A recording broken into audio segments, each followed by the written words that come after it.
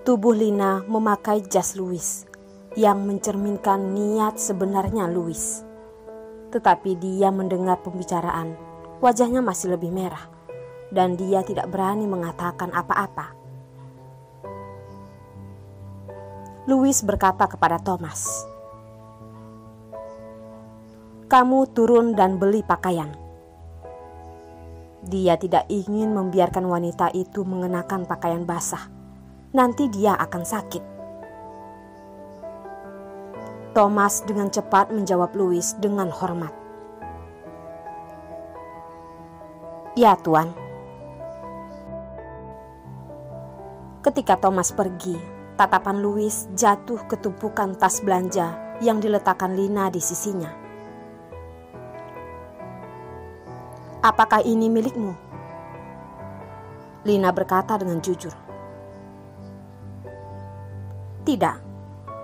Ini Lulu, aku membantu membawanya kembali." Dalam sekejap, alis Louis berkerut. Meskipun Lina tidak banyak bicara, dia menebak apa yang sedang terjadi. Louis hanya meliriknya dan melihat nama-nama berbagai tokoh di tas belanjaan itu. Benda-benda ini memiliki semua jenis pakaian, sepatu dan perhiasan.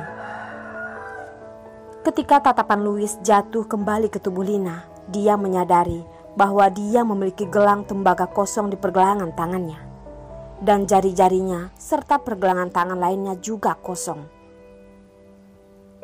Louis melihat pakaian basah yang baru saja robek olehnya, lalu membuangnya. Gayanya juga biasa, dan ketika melihat kerahnya, ada bulu dan seutas benang. Dia tahu dia harus mengenakan gaun ini pasti sudah lama. Sialan. Wanita ini tidak hanya diperlakukan dengan buruk dalam hal makan, bahkan mengenakan pakaian pun tidak. Dia biasa melakukan ini karena dia tidak bertemu lagi, tetapi dia tidak mengetahuinya. Tetapi sekarang berbeda. Lina itu adalah wanitanya. Bagaimana dia bisa membuatnya menderita? Dalam waktu singkat, Thomas telah kembali setelah membeli pakaian. Setelah menyerahkan pakaian itu kepada Louis, dia tidak naik ke mobil, tetapi menunggu di luar mobil. Lina wajahnya memerah dan tidak bisa melarikan diri. Dia hanya bisa mengganti pakaiannya dari dalam dan luar di bawah mata Louis dan mengenakan pakaian baru. Karena jika dia tidak menggantinya, Louis pasti akan membantunya. Hanya ketika Lina mengganti pakaian, apa yang tidak dia pikirkan adalah bahwa Louis memberinya masker. Dan ketika dia memakainya, dia menarik tangannya dan turun dari mobil. Saat ini, hujan sudah berhenti. Louis memegang tangannya dan berjalan di jalan yang basah sampai pusat perbelanjaan kelas atas terdekat. Dan tangannya memegang tangannya dan tidak pernah akan melepaskannya. Karena dia terlihat sangat luar biasa, tubuhnya tinggi dan tubuhnya memancarkan momentum yang kuat dan dingin. Sehingga secara alami sepanjang jalan menarik banyak perhatian orang-orang. Bahkan jika dia mengenakan masker di wajahnya, dia masih agak tidak nyaman dengan mata-mata itu. Pria ini tampaknya terlahir dengan kecermelangan. Bisa menjadi fokus semua orang kapan saja dan di mana saja. Dan dia tampaknya super gulma di depannya. Seharusnya tidak muncul. Lina berusaha untuk berjuang, tetapi kemudian Louis bahkan lebih ketat. Dan dia pun akhirnya menyerah. Selanjutnya, Louis membawa Lina untuk mengunjungi beberapa toko pakaian merek terkenal, memaksanya untuk pergi mencoba. Lina benar-benar tidak tahu, Louis terasuki roh apa bisa jadi seperti ini. Tiba-tiba ada minat berbelanja yang gila. Itu lebih dilebih-lebihkan daripada Lulu sebagai wanita. Lina diseret oleh Louis dan dia tidak bisa melarikan diri. Setelah 2 jam berbelanja, Louis baru melepaskannya. Dia hanya membeli semua pakaian yang dia coba. Pakaian-pakaian ini akan diambil dari toko satu demi satu dan dikirim kembali ke kamar tempat dia tinggal. Lina mencoba mengatakan tidak, tetapi lelaki itu mengancamnya dengan nada dingin. Jika kamu berani memakai pakaian selain yang kuberikan padamu, maka aku akan membiarkanmu pergi dan kamu tidak harus memakainya dalam hidupmu. Lina menatap wajah dingin pria itu dan tahu bahwa dia benar-benar tidak bercanda. Jadi Lina tidak berani untuk menolak. Keinginan pria itu untuk mengendalikannya sangatlah kuat. Louis membiarkannya kembali bersamanya dengan mobil. Tetapi Lina akan turun sebelum datang di tempat keluarga Lou.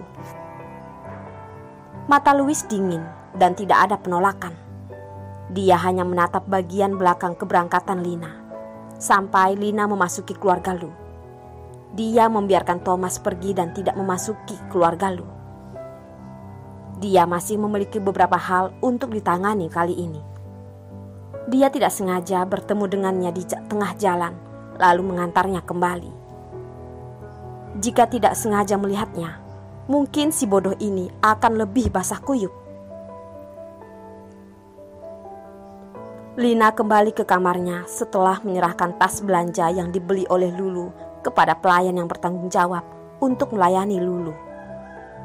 Pada saat ini, Lulu tidak kembali. Mungkin setelah berbelanja dari mall, dia pergi menemui temannya. Di malam hari, ketika Lina tidur di tempat tidur, dia mendengar seseorang mengetuk pintu. Begitu dia membuka pintu kamar, dia melihat 2 wajah wanita yang benar-benar aneh berdiri di depannya. Meskipun mereka mengenakan pakaian yang dikenakan oleh pembantu rumah tangga, Lina memastikan bahwa dia belum pernah melihat mereka. Mereka memegang sejumlah besar tas kemasan yang indah di tangan mereka dan juga membungkuk pada Lina. Nona Lina, ini yang diminta Tuan Presiden untuk diberikan kepadamu. Mereka sangat gesit dan tidak menunggu dia bereaksi dan dengan cepat memasuki kamar Lina dan menutup pintu. Lina melihat bahwa mereka mulai membuka sepotong pakaian dan kemudian menunjukkan kepadanya. Semua ditempatkan di lemari pakaiannya sesuai dengan klasifikasi. Nona Lina, Anda tenang bahwa semua pakaian tidak memiliki merek dagang. Ini adalah apa yang Anda dan Tuan Presiden beli secara pribadi hari ini. Dan ini adalah pakaian yang dirancang secara pribadi oleh Tuan Presiden untuk Anda. Semua sesuai dengan ukuran Anda, dibuat khusus. Anda harus memakainya dengan sangat cantik dan pas. Dan pastikan Anda memakainya dengan sangat nyaman. Lina memandangi lemari pakaiannya. Selain beberapa pakaian yang sudah dikenalnya, ada banyak pakaian gaya aneh. Terlebih lagi, setelah selesai dengan cepat, lemari pakaian asli yang kosong dipenuhi dengan semua jenis pakaian. Selain itu, mereka juga membuka beberapa tas lain yang bukan pakaian dan sepatu, tetapi perhiasan yang berkilauan, anting, kalung, gelang, dan juga gelang kaki. Bahkan beberapa kotak berisi beberapa berlian asli yang semuanya ditumpuk menjadi bola yang tampak sangat halus. Lina melihat ini dan hatinya bahkan lebih panik. Pria itu sangat bertingkah. Mengapa dia mengirim begitu banyak barang? Benda-benda ini bukan miliknya.